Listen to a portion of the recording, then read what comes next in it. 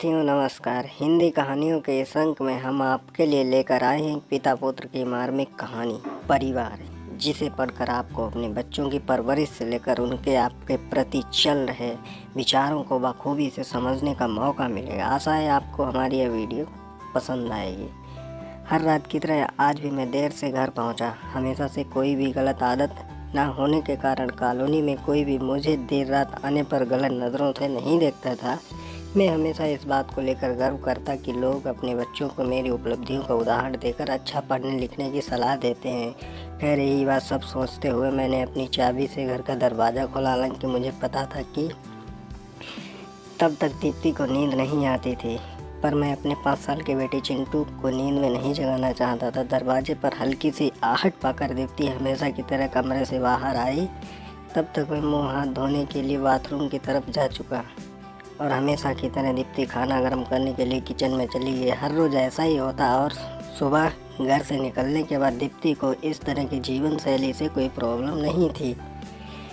एक high class society में अपने शौक मनाने के लिए हर किसी इस हद तक की मेहनत करनी ही पड़ती है। चिंटू सो गया। खाना खाते हुए मैंने दीप्ति से पूछा, हाँ काफ़ी देर से आपको हमारा इंतज़ार कर रहा था, लेकिन फिर इंतज़ार करते करते ही सो गया। दीप्ति ने शिकायत भरे लफ्ज़ से कहा, लेकिन हर बार की तरह मैंने मुस्कुराकर बात को टाल दिया। अगली सुबह रात को देर से सोने के कारण हर रोज से सुबह देर से उठता कि लेकिन जब तक मैं उठता तब तक चिंटू स्कूल चला जाता था। चिंटू की हमेशा शिकायत रहती थी कि देर से बाहर घुमाने नहीं ले जाता और शायद इसी बात को लेकर वो मुझसे नाराज़ भी था। हमेशा की तरह मैंने दीप्ति को आवाज़ लगाई और बाथरूम में घुस गया। थोड़ी देर बाद ही दीप्ति नहाने के लिए गर्म पानी लेके आई। तुम नहीं होती तो मेरा क्या होता। हमेशा की तरह मैंने पानी की बाल्टी लेते अपना घिसा पुटा डायलॉग मारा। हमेशा की तरह दीप्ति मुस्कुराते खाने की तैयारी करने किचन में चली गई। खैर ऑफिस के लिए तैयार होकर जब मैं डाइनिंग टेबल पर आया तो चिंटू मुंह फुलाए बैठा था। क्या बात है जनाब, आज स्कूल नहीं गया? मैंने प्यार से चिंटू के बालों पर हाथ घुमाते हुए बोला, आज संडे है। चिंटू ने गुस्से भरी आवाज़ से, काम के भागदौड़ में मैं भूल गया था कि आज संडे है। आज के दिन मैंने चिंटू के साथ मूवी जाने का प्रॉमिस किया था, लेकिन आज तो मुझे क्लाइंट मीटिंग के लिए ऑफिस जाना था। मुझे ऑफिस देखा चिंटू अपना मूवी प्लान खतरे में पड़ता दिखाई दे रहा था और शायद इसीलिए वो मुझसे गुस्से में बात कर रहा था कि पापा आप 1 घंटे के कितने पैसे कमा लेते हैं। अचानक चिंटू ने पूछा।